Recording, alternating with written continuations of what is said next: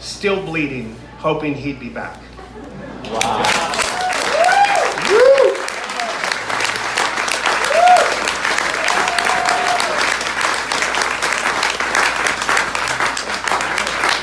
When we got that chapter,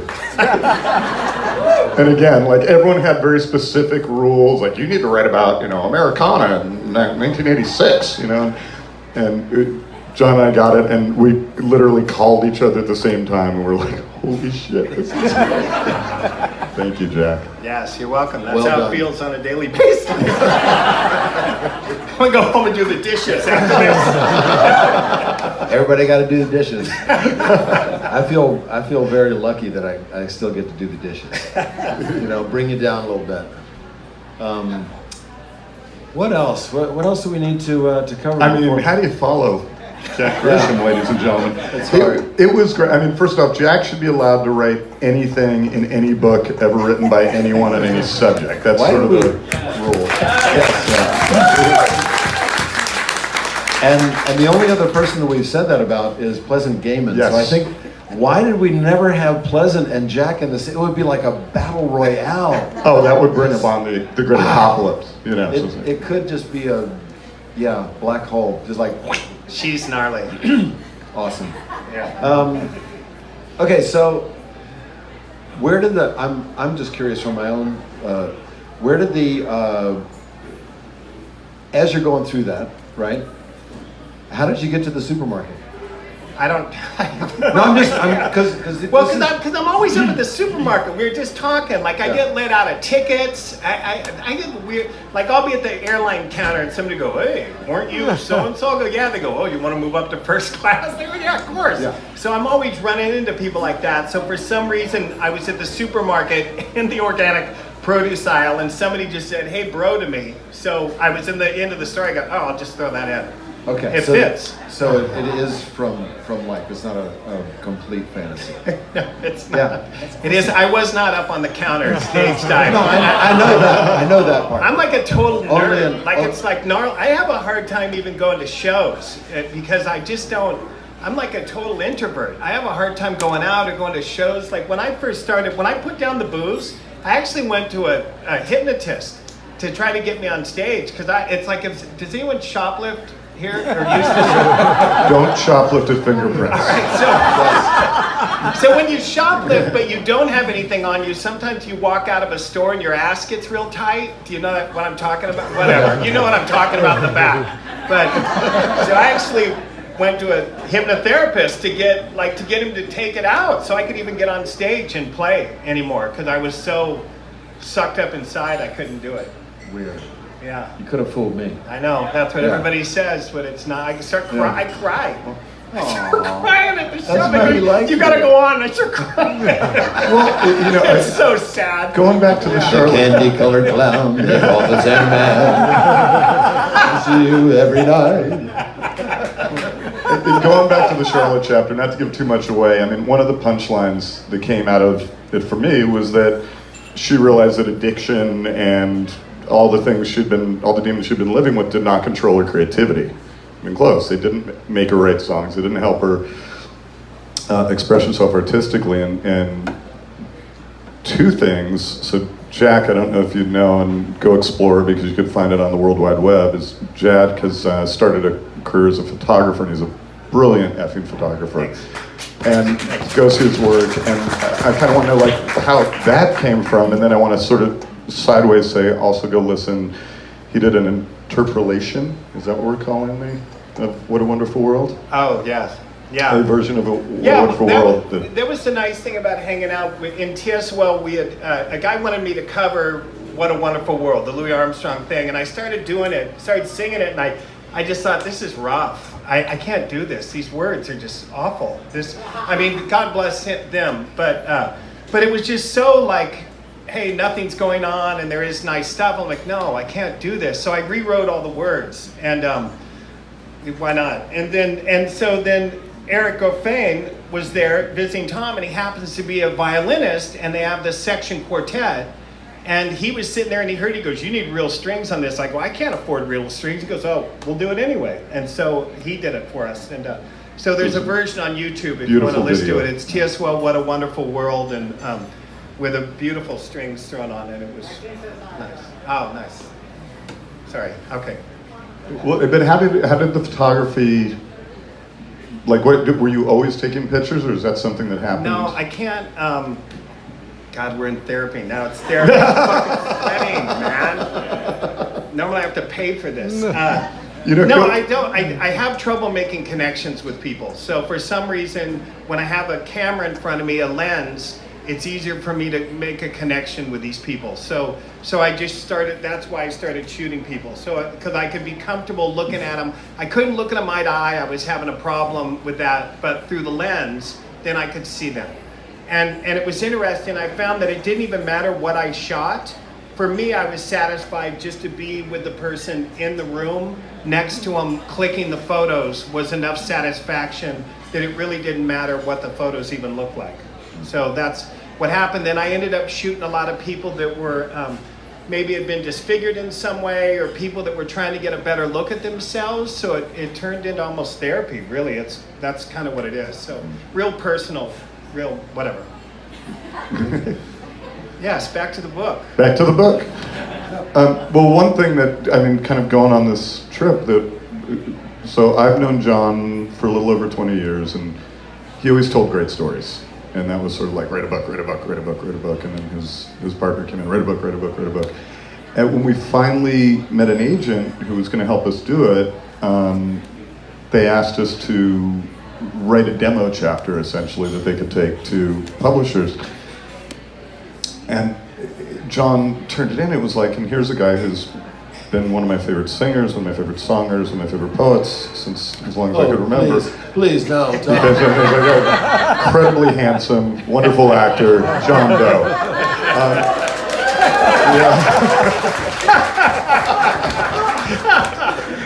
But when I got the chapter, it was like, oh shit, John could write. He could really write. He could throw a lot of words out of his mouth, but he could put them onto the paper real pretty. And on and on. That was the experience we noticed through both books. I mean, be it Jack or Dave Alvin, Jane Weedland, oh my God, Pleasant Gaiman. These voices everyone had. And were you surprised by that, John? Yeah. I mean, I knew that Pleasant could spin a yarn, and I knew that Jane was, she was smart, but you never really know. And in this, but they did, and we, kind of with journalism 101 tips, encourage them to continue with their voice. So Jane's voice is different than Pleasant's, and et cetera, or Dave Alvin's. But in this book especially, we would ask people to participate, and everybody really usually wants to. If you're at the grocery store and you say, hey man, what's been up? Usually people are going to say, they'll tell them what's exciting in their life, or if you're at a party or something like that. So there were a few people that like Maria McKee, that was not as enthusiastic. And Tom used the really great child psychology and said, well, someone is going to tell your story. Wouldn't you rather it be you? And then it's like, and then, totally. So, and then other people like Annette Zelinskas, we would say, from Blood on the Saddle, we'd say, well, what we're looking for is 5,000 words, ish. 8 to 12 pages of, you were in the Bangles before they were the Bangles. You were in Blood on the Saddle. So you're in the Paisley Underground and the cowpunk movement, and just, and we know you did a bunch of, anyway. So she turns in a chapter that is 15,000 words. And it's like, babe, this is awesome. You kind of repeat yourself a lot, but it's awesome. Why don't you write your own book? And then, so we just said, well, do you want to edit it, or do you want us to edit it? And she goes, I have no interest in it. Just chop it up. And then other people were very specific. It's like, how dare you? Don't you dare. And then they did great jobs. So it was kind of, that was interesting within the book. And no one in both books, which it was the happiest surprise the first time around and the second time around. No one else read each other's chapters. So we didn't let anybody else know what everybody else's subject was. And so we started to collect these chapters in. And it's funny, in the first book, Jax was one of the first when we got in, and he had no idea that, because he's heard it for years and years and years, but he had no idea there was a lot of people going like, well, everything was great until hardcore came along, and then that just kind of ruined everything.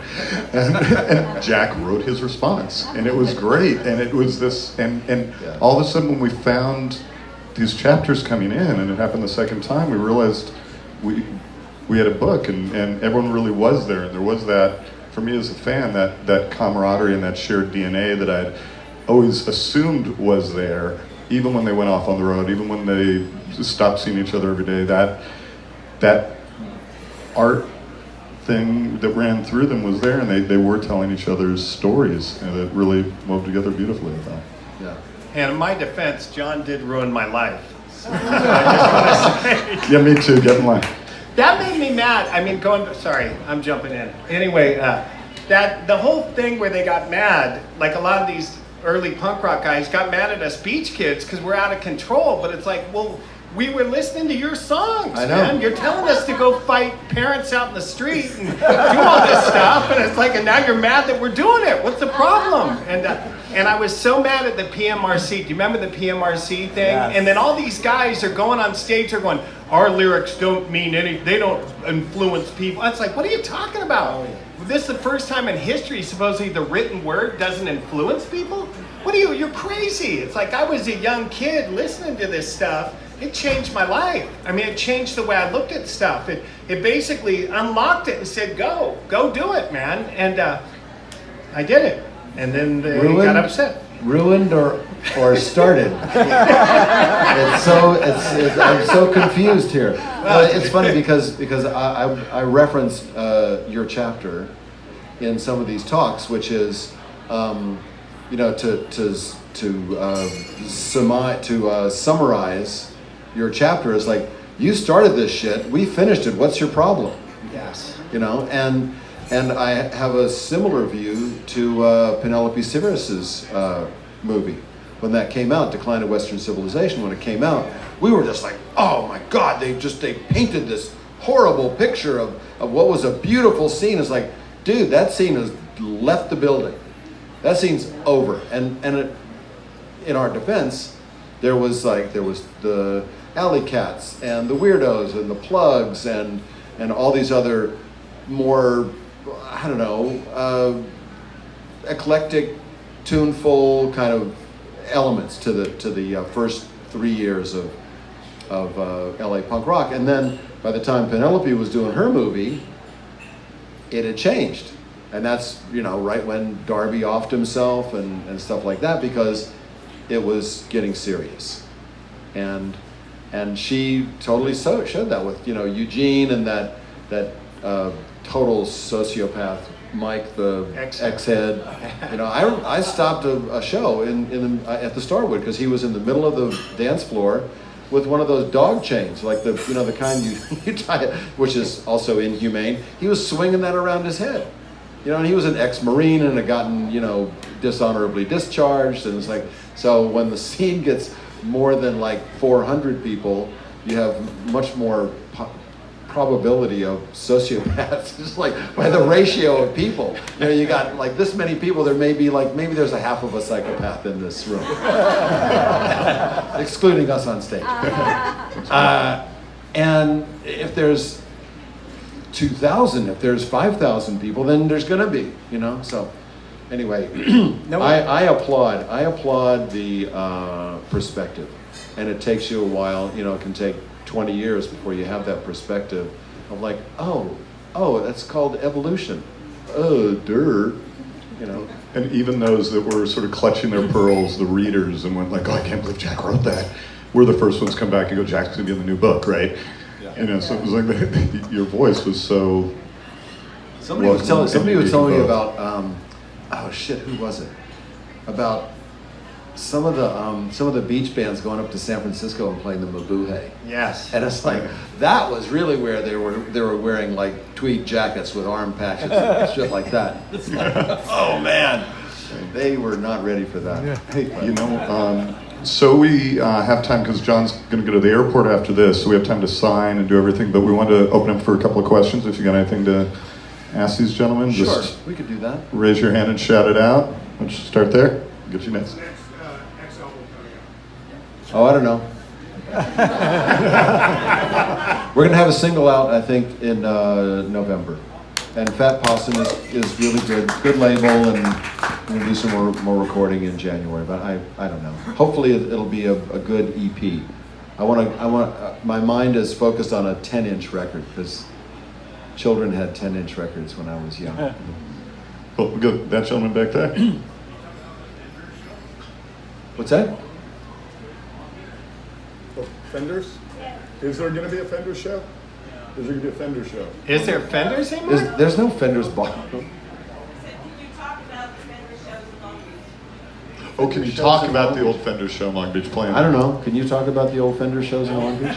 No. I honestly, if I remembered, I would be happy to. But it's a long time ago, and there's been many shows after that. But what I do remember about Long Beach is that we opened for Devo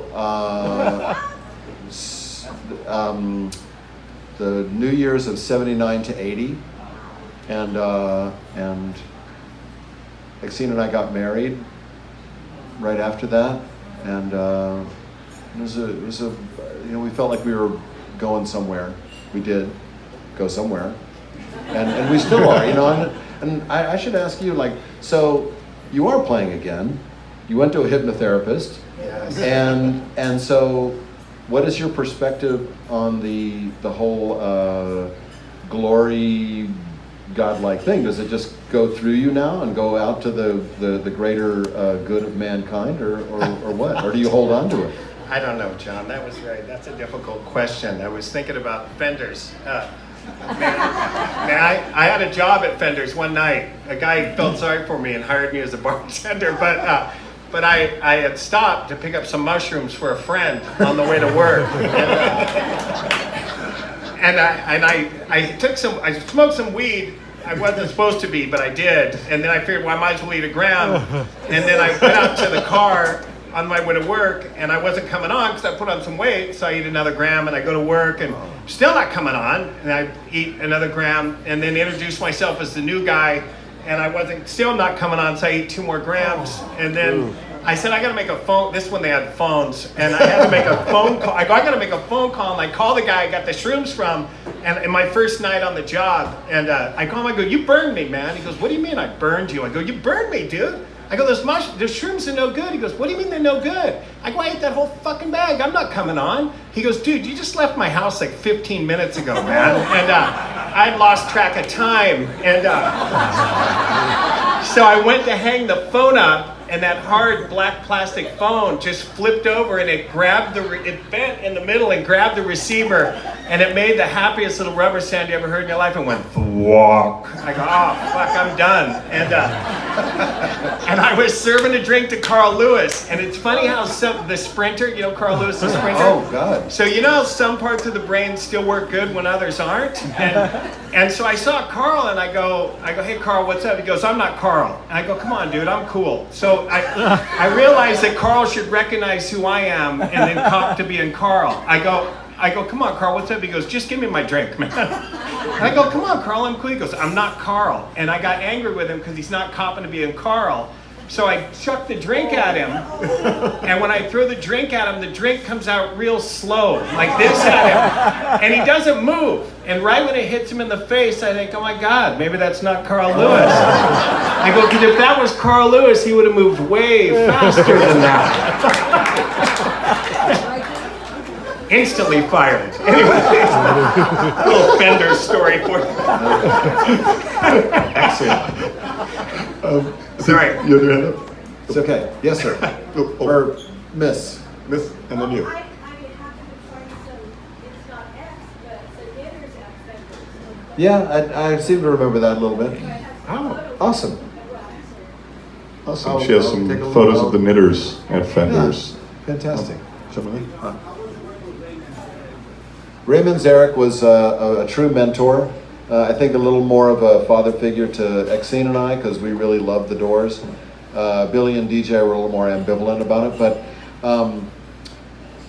he taught me a lot about production, and thank goodness he things like if it sounds good when you do that kind of figure once, try doing it twice, which is why the beginning of Los Angeles goes the way it does.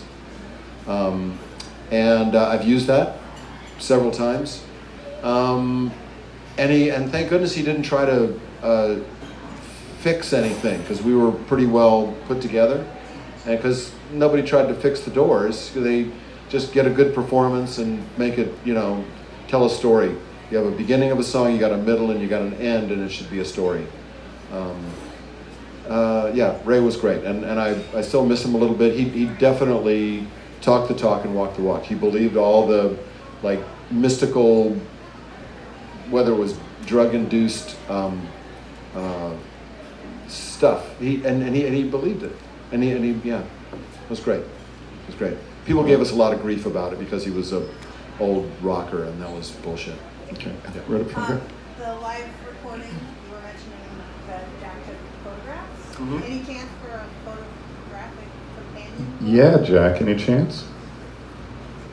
Whatever they want. Okay. Hey, We did, I just do whatever they say. I do whatever they say. you can see a lot On of, Instagram, and we love sometimes. Yeah. love them. I know that the guy from the audiobook guy was the guy that asked to do it. He said, "Hey, will you shoot these?" Scott Sherratt, who's won how many Grammys? I don't know, for a couple, yeah. audiobooks. Yeah, and so they were kind of used them. Whoever did the audiobook used them. Yeah. so we hope, they'll exist. So right now you could find them on, we have a Facebook page, a book Facebook page, and Jack's photography Instagram account. But yeah, the photos, and just look at all of them, because there should be a book soon. So the next time we're here, we're all going to be here for Jack's photo book. Yeah. One more question, and then, one more question. Okay, we'll do two more questions, then we'll sign so everyone can be here, but let's go. Yes. You first, then we'll do you. Ladies first.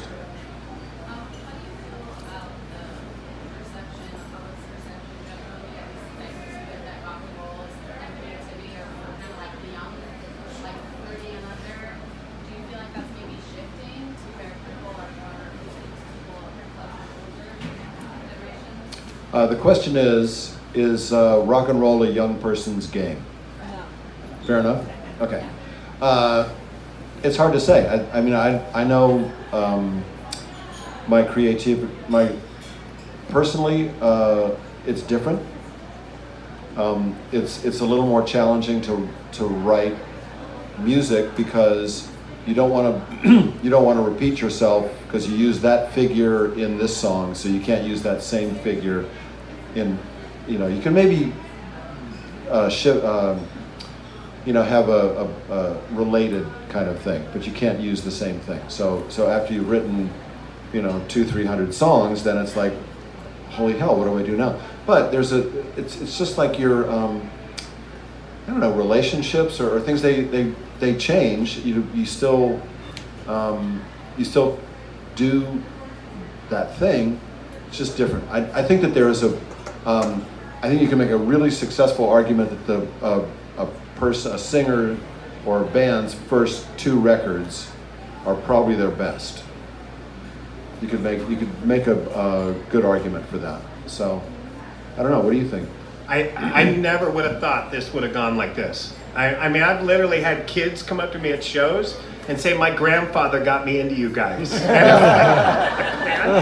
So they just think it's like I know you guys have passed 40 years, and we're coming up on 40. It's great. My band's been around longer. My band's been around longer than my present girlfriend, which is shocking. But it's nice now she's above age, so. Take it easy. It's Long Beach, lighten up, man. All right, one last question, and then we'll get to the signing. Yeah, obviously, for me, the best song you guys have was Los Angeles. You guys coming out like a rocket, and then right in the middle of it, you stop, and and then he's like, get out, and Hollywood Boulevard. What's the inspiration for all that, you know? Because obviously it's kind of a love and then kind of a hate about Los Angeles. It was I think most inspired by Charles Bukowski and some other poets that were very simple in their words. And it's a story about a friend who was just fed up with what her life had become in LA. That's why there's the racist kind of stuff, which we've changed when we sing live, which is weird, but because I included the N-word in that song as a mirror, to hold a mirror up to people and say, okay, it's 1980, this is still powerful. What the hell? And at this point, we've changed it because I don't want to suffer all the BS that I'd have to, answer to. So now it's Christians and Jews, which is kind of good. I'm offended. Keith Morris was saying, that's bullshit, man. Shouldn't change that. And it's like, you're not singing it, brother.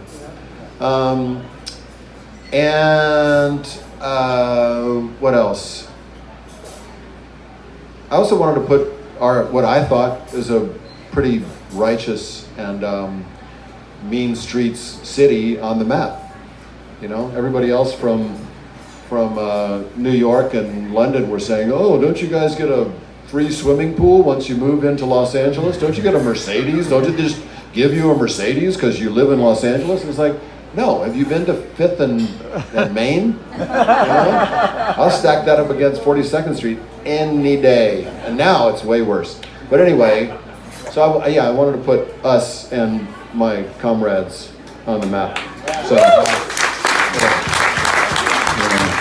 Gentlemen, new record is going to be Long Beach. man, thank you Snoop already did that, I think. all for we've been blown away by the response to this little book tour, and thank you all for spending part of your Saturday with us. And huge thanks to Rand Foster and all the folks here at one of the best record stores in the country, not just in California, for hosting us. Thank you, Rand. Thank you. So, and also I should add that if you want more Jack, there's more books, but An American Demon is something I recommend everyone jump into reading. So go to your local bookstore, or if you must, an online store. Or the movie. Is that coming? You want to announce the movie? Yeah, it's coming. The script's done. It's all done. It's trying to. We can move on. Fingers Yes. crossed. Great. Yeah. All right, so I think we're just going to do a quick change over here, and then we'll see you all in a second. All right. Thank you. Thanks.